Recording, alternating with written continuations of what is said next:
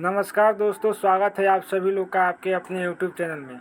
आज के इस वीडियो में हम भारतीय संविधान के काफ़ी महत्वपूर्ण टॉपिक को कवर करेंगे। तो आप लोग इस वीडियो को पूरा अंत तक ध्यान से देखिएगा। आप किसी भी एग्ज़ाम की तैयारी कर रहे हैं तो यहाँ से क्वेश्चन आना एकदम अनिवार्य है। तो आप इस वीडियो को पूरा अंत तक देखिएगा। आप SSC, बिहार पुलिस, NDA, दरोगा, BPSC, UPSC, आप किसी भी प्रकार के एग्ज़ाम की तैयारी करें तो आप इस वीडियो को पूरा अंत तक देखिएगा। पहला नंबर प्रश्न है आज का, भारतीय संसद के कितने सदन होते हैं? तो भारतीय संसद के 2 सदन होते हैं। संसद का लोकप्रिय सदन किसे कहते हैं? तो संसद के लोकप्रिय सदन लोकसभा को कहते हैं। एक मिनट जरा रुकिएगा। चलिए, भारत का संघीय व्यवस्थापिक को किस नाम से जाना जाता है? तो भारत की संघीय व्यवस्थापिक को संसद के नाम से जाना जाता है। नेक्स्ट प्रश्न, संसद की अस्थायी सदन किसे कहा जाता है? तो भारतीय संसद के अस्थायी सदन राज्यसभा को कहते हैं। भारत में नए संसद भवन का उद्घाटन कब किया गया? तो 28 मई को भारत में नए संसद भवन का उद्घाटन किया गया है, इसी साल 2023 में। नेक्स्ट प्रश्न, भारत के नए संसद भवन का उद्घाटन 28 मई 2023 को किसके द्वारा किया गया? तो हमारे प्रधानमंत्री श्री नरेंद्र मोदी द्वारा यानी किया गया है। नए संसद भवन का वास्तुकार कौन है? तो नए संसद भवन के वास्तुकार बिमल पटेल हैं। नए भवनों को बनाने में लगभग कितने करोड़ रुपए का खर्च आया है? नए संसद भवन बने उसमें कितने रुपये का खर्च आया? तो 1200 करोड़ रुपए का खर्च आया है। 1200 रुपये करोड़ खर्च आया है और इसको काफ़ी अद्भुत डिजाइन से बनाया गया है। नए भवनों में लोकसभा चैम्बर में कितने सदस्य की बैठक की क्षमता है? तो नए कुल 888 सदस्य बैठ सकते हैं। आप लोग ज़रा इस पर ध्यान से देखिएगा, ये नोट में हम लोग बेसिक करके दिया है। नए भवन की लोकसभा में चैम्बर की संख्या 888 सदस्य और राज्यसभा में चैम्बर 384 सदस्य बैठ सकते हैं। लोकसभा में 888 और राज्यसभा में 384 सदस्य बैठ सकते हैं। दोनों सदस्यों की नियुक्ति बैठक होने पर लोकसभा के कक्ष में कुल 1272 सदस्य बैठने की व्यवस्था की गई है। जो नए संसद भवन बैठा है उसमें राज्य और लोकसभा के सदस्यों की मिलाकर कुल 1272 सदस्य भाग ले सकते हैं। नए संसद भवन की आधारशिला कब रखी गई? तो 10 दिसंबर 2020 को नए भवन की आधारशिला रखी गई थी। नए संसद भवन कितने प्रवेश द्वार हैं? तो नए संसद भवन में 3 प्रवेश द्वार हैं। नए संसद भवन में लोकसभा कक्ष की क्षमता क्या है? तो नए संसद भवन में लोकसभा कक्ष मीट की क्षमता, थीम क्या है? तो राष्ट्रीय पक्षी मोर।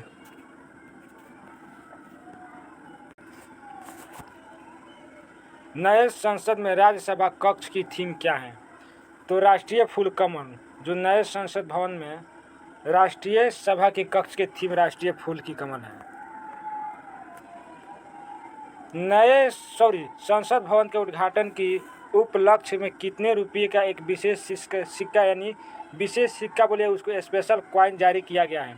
ये 75 रुपये के सिक्कों को जारी किया गया और ये करेंट अफेयर की काफ़ी महत्वपूर्ण प्रश्न है, तो आप लोग इसको ज़रा ध्यान में रखिएगा। और ये सिक्के 75 रुपये वित्त मंत्री ने जारी किया है, लेकिन ये 75 रुपये में सिक्कों को नहीं प्रचलन किया जाएगा क्योंकि इसमें कुछ चांदी और कुछ अन्य धातु का बना हुआ सिक्के है। तो इसका मूल्य केंद्र सरकार जारी करेगा कि इसका मूल्य कितना रुपया, यह एक रखने के लिए सिक्का बनाया गया है। नेक्स्ट प्रश्न, नई संसद में ऐतिहासिक राजदंड सेगोल को राज्यसभा अध्यक्ष के समान समीप स्थापित किया गया है। सेगोल किसका प्रतीक होता है? तो ये सेगोल सत्ता का प्रतीक होता है। मौजूदा संसद भवन के निर्माण कब शुरू हुआ था? तो सबसे पहले भारत में मौजूदा संसद भवन की शुरुआत 1921 ईस्वी में शुरू हुई थी। संसद के किन सदन को प्रतिनिधि सभा कहा जाता है? तो संसद के लोकसभा को प्रतिनिधि सभा कहा जाता है।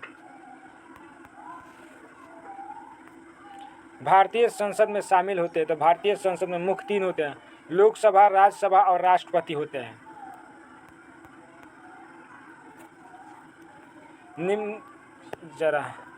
निम्नलिखित में से कौन सदस्य, एक बार और इसको पढ़ देते हैं, निम्नलिखित में से कौन संसद अन्य भाग नहीं है? तो उपराष्ट्रपति ये संसद की भाग नहीं है। नेक्स्ट प्रश्न, भारत के संविधान कहा जाता है कि भारत की संसद के 3 अंग होते हैं। इनमें से एक अंग है जो लोकसभा, दूसरा अंग राज्यसभा, जबकि तीसरा अंग कौन सा है? तो तीसरा अंग राष्ट्रपति है। भारतीय संविधान के लोकसभा, राज्यसभा और राष्ट्रपति भारतीय संविधान के 3 प्रमुख अंग हैं। अगर आप इस वीडियो का PDF पाना चाहते हैं तो आप हमारे टेलीग्राम चैनल को आसानी से ज्वाइन कर सकते हैं और वहां से आप लोग को डेली अपलोडेड PDF और वीडियो मिल जाएगा। तो आप लोग उस चैनल को ज़रूर सब्सक्राइब कीजिए और वहां पर आप लोग डेली आप लोगों को बिल्कुल फ्री ऑफ कॉस्ट PDF मिलेगा। भारतीय संविधान के किस अनुच्छेद में कहा गया है कि संघ की एक संसद होगी जो राष्ट्रपति और सदन दोनों से मिलकर बनी होगी? तो अनुच्छेद 79 में यह बात कहा गया है। भारतीय संसद में कितने अंग होते हैं? तो भारतीय संसद में 3 अंग होते हैं, लोकसभा, राज्यसभा और एक राष्ट्रपति।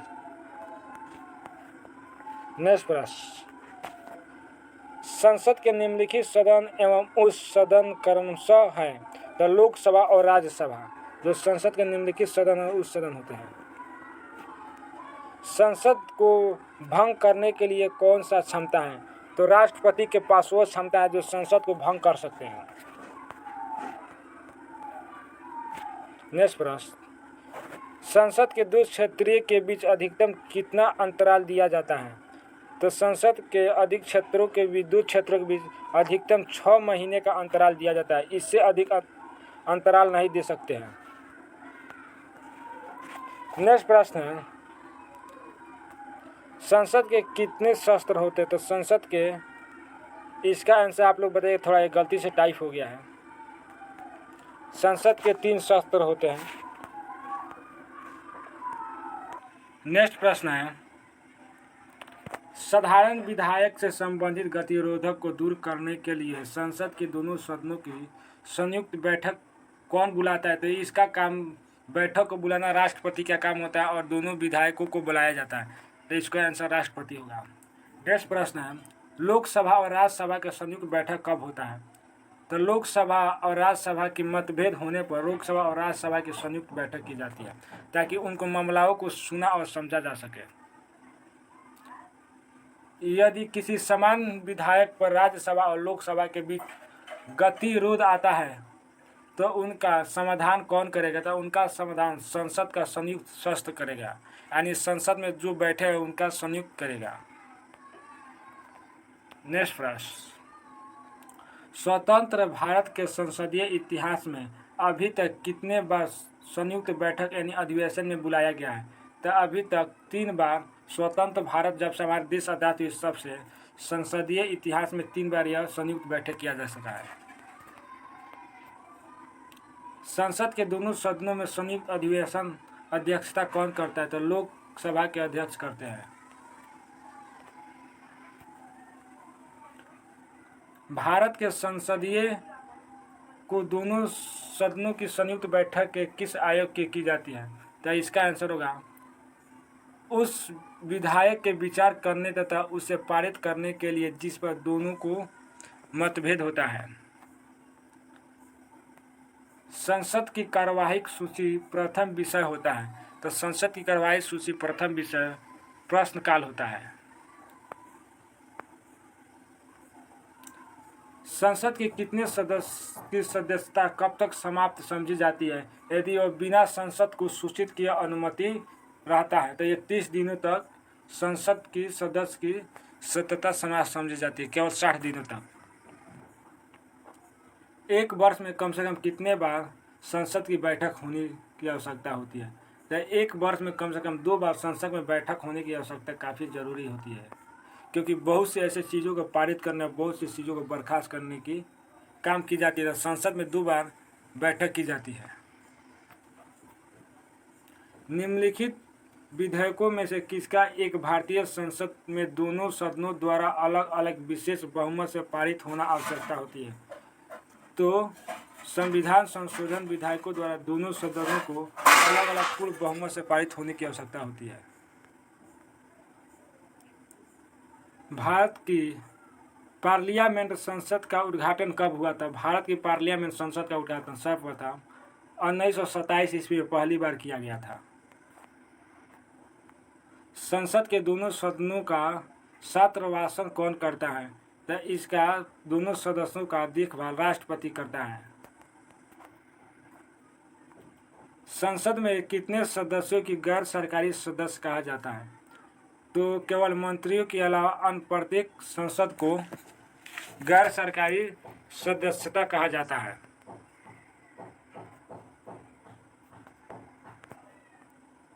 भारत सरकार के निर्णय अनुसार संसद का एक सदस्य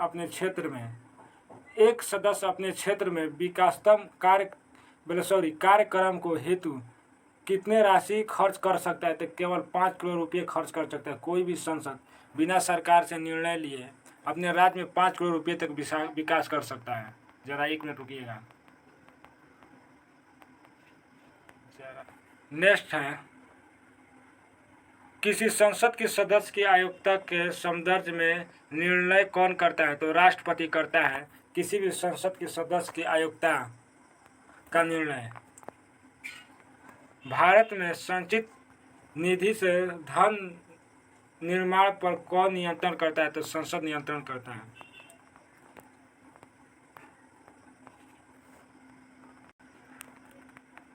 तो आज का पूरा केवल 42 वीडियो था। अगर आप 42 प्रश्न, और ये वीडियो पसंद आई है तो आप अधिक से अधिक लोगों में शेयर कीजिए, और चैनल पर नए हैं तो चैनल को जरूर सब्सक्राइब कीजिए, क्योंकि डेली आप लोगों का इस पर ऐसे ही वीडियो मिलता रहेगा, साथ ही करेंट अफेयर। और आप अपने तो फिर